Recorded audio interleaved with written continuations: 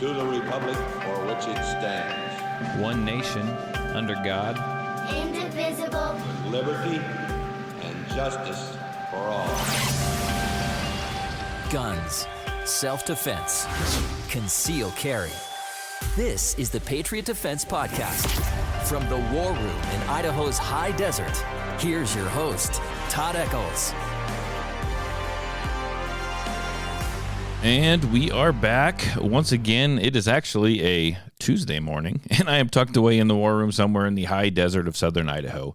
And I apologize for not getting one out over the weekend. If you're on the social media, if you follow Patriot Defense on Instagram or Facebook, you saw that I was actually out of town at a gun rights policy conference, which was very fascinating, and I did post up, but I was busy all weekend. I didn't get home till late Sunday evening, and so that's why we didn't get a podcast this weekend. But I was there, and I did post up the different speakers and the different things that I learned, and got together with some people on. So that is going to be coming up real soon. Actually, I had plans on doing that as a podcast this week, but I am going to back off from that because we had some a big event actually take place on Sunday, and it was an event that I wanted to discuss, something I wanted to talk about. Something that's kind of close to me to a certain extent. I've since stepped away, but there was that shooting. Excuse me, losing my voice here for a minute. There was a shooting that took place, a mass shooting at an LDS church, and I believe it was Michigan. I mean, the church burned down. It's a total loss. People shot, people dead, people still missing. The shooter himself was shot, killed in a shootout with the police. And I want to talk about that. I'm really got a lot of thoughts on that. I've since stepped away from that organization. In fact, I have since actually removed my names off the official roles of that organization. So I guess I can't call myself a member, but I can call myself an ex-member at one point. Or actually, I can call myself an ex-member now. I was a member at one point. So I know some of the ins and the outs, and we're going to discuss that. But I wanted to talk about something else real quick that actually I just thought about bringing up here in the last hour. So I've been doing Patriot Defense for, we'll say, 14 years, somewhere around that. And I've been pretty lenient on everything. And I know every year I get on and I talk about this, but I've had enough. I've been pretty lenient in the past as far as people signing up for classes and not making people pay, unless it's a big year-long class, not making people pay until they actually show up and take said class. Well, I think this morning I had a no-show, a no-call, no-show. And I mean, I just scheduled this class like last week, and I went back and I looked at our text message stream to make sure that I had my dates and times right, and that I always send out, I won't say send out a reminder, but as soon as I schedule with someone, I send them out a whole thing. And if you've ever taken a class from me, you've all seen it. Time, date, time, place, what to expect, where to show up, directions, address, what to bring, all this stuff, right? And today I had a no show, no text, no call, no nothing. And I'm not going to call and remind somebody. My wife was asking me, she goes, well, why don't you, if they're not showing up and they're supposed to be here at 8 a.m., you should shoot them a text or give them a call. And it's like, no, I'm not going to do that because I've already wasted part of my day, rearranged my schedule. There's lots of stuff I like to do in the morning. And I try to schedule around it, but when someone calls and says, hey, look, I work in the afternoons, the morning is the only time that I can do this, and I say, well, let's do a class at 8 o'clock in the morning, they say that would be absolutely fantastic. Even though, I need money to survive, my business needs to stay afloat, and so I don't mind doing that, and I rearranged my schedule to do so. And then that person never shows up. No call, no text, no nothing. And if when they were supposed to show up at 8 o'clock, I were to shoot them a text or give them a call, they're either going to not respond or they're going to say, oh my gosh, I forgot. Can we reschedule? Or, oh my gosh, I can be there in 20 minutes. No, we're done. It's not my place to call and remind you. It just isn't. I'm not your assistant. Okay. you're an adult. You can show up when you're scheduled to show up. I'm not going to ruin more of my day waiting for you to show up, because then it's going to be, well, I'll be there in 20 minutes. And then you're going to text me and you're going to say, well, I'm going to be 10 minutes later than I thought. And it just keeps pushing it and pushing it and pushing it. And so up until now, well, never have I actually required someone to pay the whole class up front, as far as a private individual class or even a permit class. And I've never required like a so much down, right? A percentage down ahead of time. I've never done that. Mostly because I'm lazy, and that involves a little more work, and I just don't want to get lost in. I'm afraid I'll screw it up and get it all lost in the shuffle. That's what it is, right? And I kind of like to be. People like that. People they tend to like that. I like to be kind of honest with people and just assume everyone's going to be honest as well, and they aren't always honest. And so I get left holding the ball, just like I've rearranged my entire day for you because this was the only time you could be here, and then you don't show up. Well, that ends today. As soon as I get on with this podcast, I'm going to go in, I'm going to set some stuff up, figure out how to do all this. And as soon as I get that done, hopefully in the next day or two, from here forward, if he's already scheduled the class with me, you're fine. But from here forward, if we set a date for a class, that is the date. That is we set that date. That's the date that class is taking place, and I'm going to send you something, and people scheduling a class with me now are going to have to put like 50% non-refundable down. The first year or two, someone didn't show up to class. It was like, oh, that kind of sucks, right? Oh, that kind of sucks. Maybe they do it again the next year, or someone else does it. Oh, that kind of sucks. It's getting so bad now. Literally so bad, people decide they want to go camping instead, so they just don't call and they don't show. I have that happen a lot with permit classes, that this isn't just call and put your name down, decide you don't want to go, and then just leave me hanging, right? I've paid my time. I've paid people, depending on the class, I've paid other people to be here. We're not doing this. So just know that going forward, if you schedule a class of Patriot Defense in a couple days, you're going to have to put some money down. You know what? And I feel kind of bad because I don't know. But every other business does that. Every other instructor does that, right? So I got to tell myself it's just time to actually be a real business. And if someone's going to be a jerk and not show up, I'm at least going to get paid for it. And it is what it is. So moving forward, that's the way Patriot Defense is going to be, and it's just so irritating and kind of infuriates me a little bit. I'm kind of done being kicked around. So, okay. So Sunday, I'm sitting in my meetings up in Salt Lake, and I see a news article come across my phone. And it says that there is, and I've delved into this a little bit as far as what do I know. And let's see, looking here, and I've delved into this a little bit as far as the details are still a little fuzzy, but there was a guy that rammed his truck into an LDS, Mormon, whatever they want to be called now, I don't know, church building during the services. He then set the building on fire. He had improvised explosive devices in his vehicle. He then got out, just kind of rough idea of what happened. He then started shooting people. And I think the count might be at like 10 or 12 people shot, 2 people dead. They're still finding people in the rubble. The entire building burned down. A horrific situation. I don't care what denomination you are. That's a horrific situation. Horrific. It's bad. I don't want that to happen to anyone. I have a lot of groups show up here to train. I have a lot of church security groups to show up here to train and train their security teams. And we talk about what do you need to do?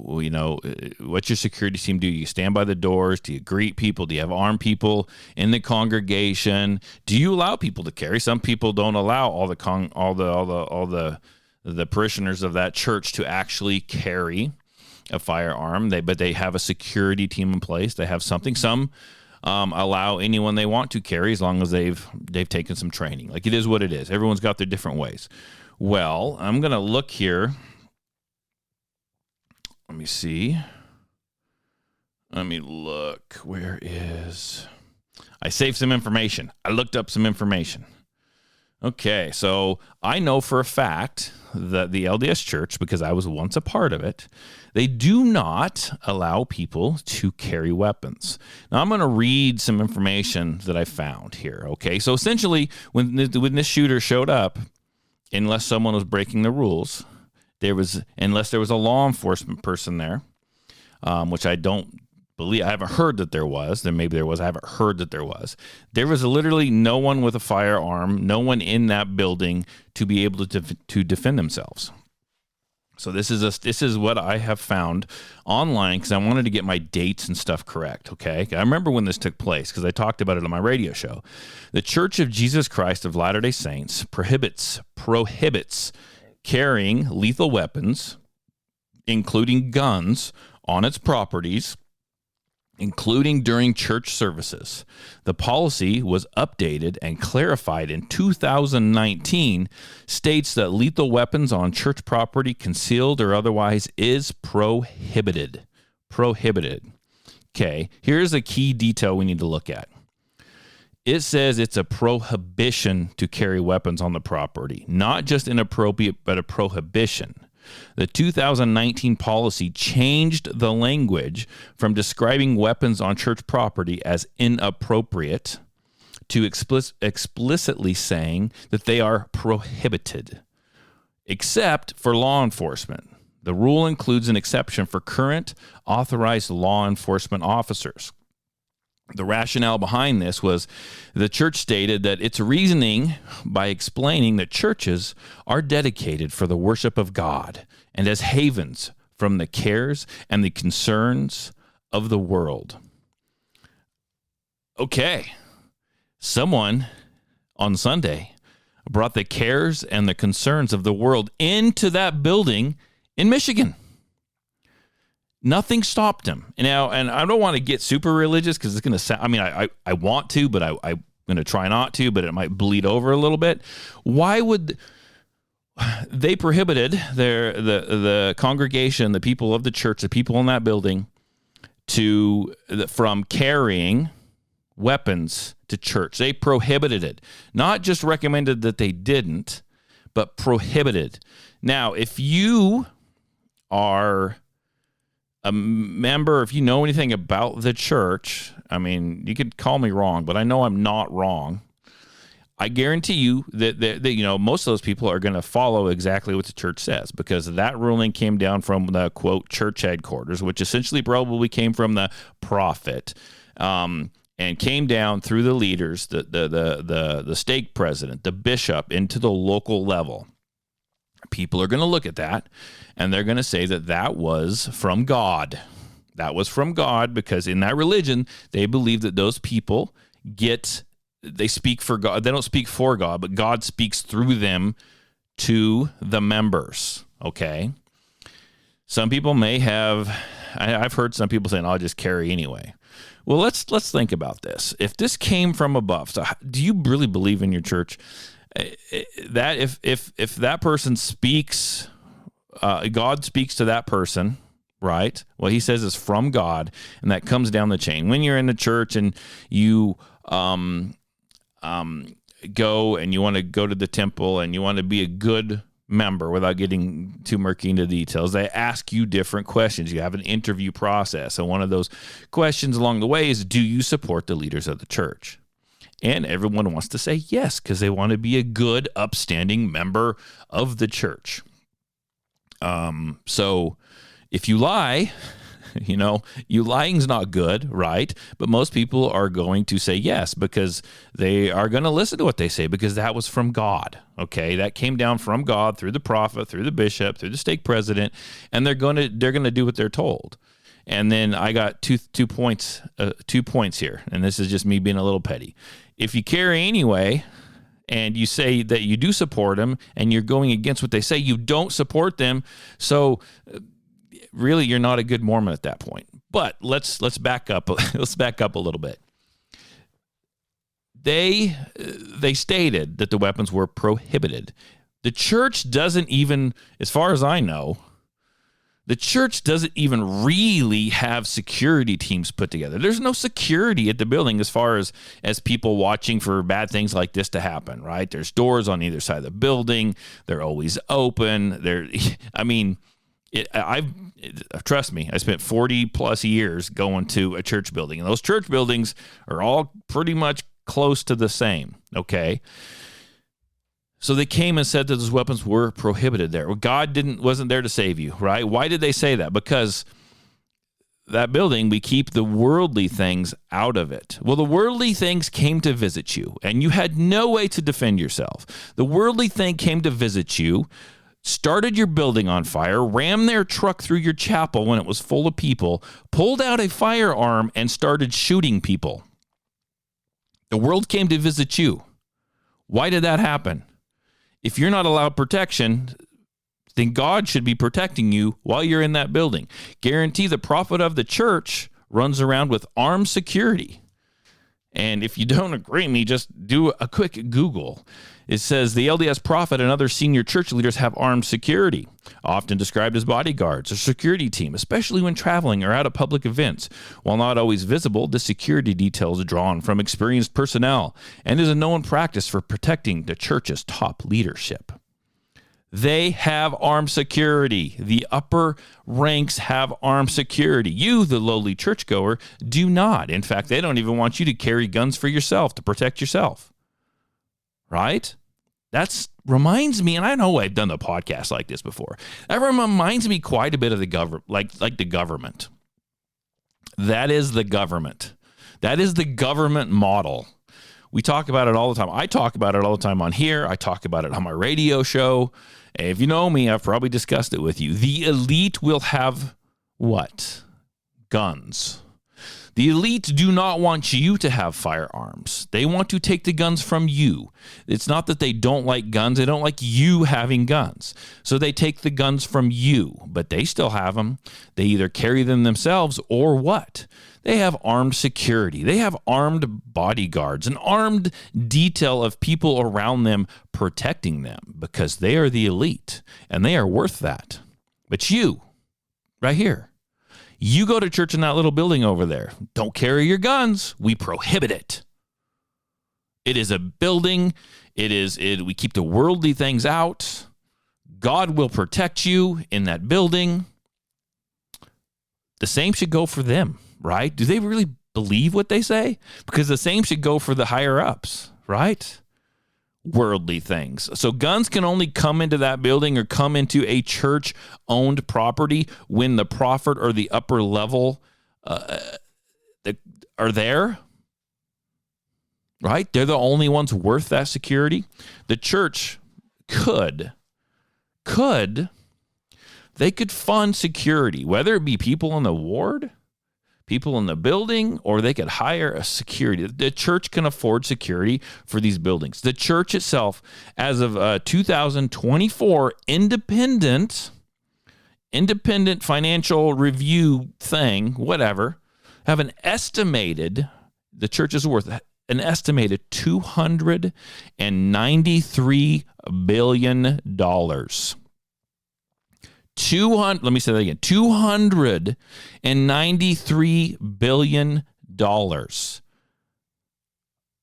But it won't provide the separate church buildings a source of security.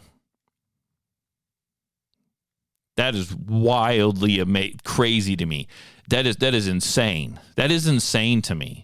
There's plenty of little churches here where I live in town, little tiny churches. They provide their own security teams. They have their own security teams. And they call me and they ask what would it cost to train some people in the security thing that I'm whatever, right? They what's it going to cost? And then they have to go back and they have to budget for it. And that is I'm reasonable, right? My prices are reasonable, but that's a big financial expense to that little tiny church over here that wants to provide security for themselves and their people in their church. But guess what? They skimp, they save, they figure it out, they make it work. The LDS Church does not make it work, and they're worth $293 billion. I mean, they don't even want to put together a few members that have a little bit of experience with guns. Now, there's buildings out there, I guarantee you, there's buildings out there where the ward leaders, it's called a ward. If you go to that building, you're a ward. They probably know there's a few people in there that carry guns, right? And they know that, and they just don't say anything. Really, if you're going to disobey the prophet, like, that's not healthy, right? That's not the right thing to do. That's not the churchy thing to do. You're not supposed to disobey the prophets and the words that come down from God through them, through your local leaders. This is wild to me. It's a bad thing that it happened, and the reason why people might say, hey, Todd, this happens all the time. You don't ever delve this deep. Is this just you're delving into this because it's an LDS church that you used to be a member of, and you just got a bone to pick with them? I don't. I know inside and out kind of how they work and how things are, and I know how the people in that church think. And that's why I'm able to focus on this a little bit more and give more of a detailed inside explanation and everything that I see. So I don't understand, why this happens, why a person's got to be wild and, crazy and deranged lunatic and go in and do stuff like this. I mean, that's always uncalled for. I'm not supporting that at all. And I'm not picking on the Mormon church, saying they deserved it, because they don't deserve it. Nobody deserves it. But when you fail to prepare, this is what happens, or this is what can happen. If someone had been armed there, maybe this could have been stopped or slowed down or something. Right? Maybe if they would have had a group of individuals, whether it be from the congregation who are trained up as security, that they could have been all over it when someone rammed their freaking truck into the building, right? Stop it right then and there. If you would have had people stationed at the doors greeting people, they don't have to sit there with an AR-15 strapped to their chest, but they could be greeting people. They could have people in the parking lot, people walking around the building, like churches around where I live here do that all the time. That is part of their security plans. And from a church who gets their congregations, the members of their church, to do 98% of the work. In fact, this $293 billion corporation, which is what the LDS Church is, when they have to have their members, when they won't pay someone to clean their church and they have to have their members volunteer their time to clean the buildings, right? When something like this happens and they won't put together a security team, that's just wild to me. It's wild to me. Churches, not just the LDS Church, but churches that don't have a security team in place, that say this is a place that is dedicated to God. God will protect us. We don't need security. Guess what happens? Guess this kind of stuff happens, right? All you guys are doing, all the upper echelon leaders in the LDS church, or in any church for that matter, or school, or anything that makes it so it is a gun-free zone. Essentially, that's what they did. They prohibited weapons there. It's a gun-free zone. They have just endorsed a killing field. They have just created a killing field. That's all they've done. So there you go. That's my take on that. That's my rant on that for the day. Take it. I probably irritated if there's any members that listen to this. I don't know. I'm not lying. I'm literally not lying. Everything I said is true. I'm not here. I just take a long, hard look right at what's going on. I'm not saying I'm not lying. Everything I say is truth. I'm just saying it like it is, because that's wild to me. But there you go. I appreciate you listening. As always, share it with your family, share it with your friends, and know that if you sign up for a class with Patriot Defense, probably within the next week or so, or starting within the next week or so, there's going to be some changes taking place because I'm kind of tired of wasting my time. So I'll talk to you guys all later. Thanks. Bye.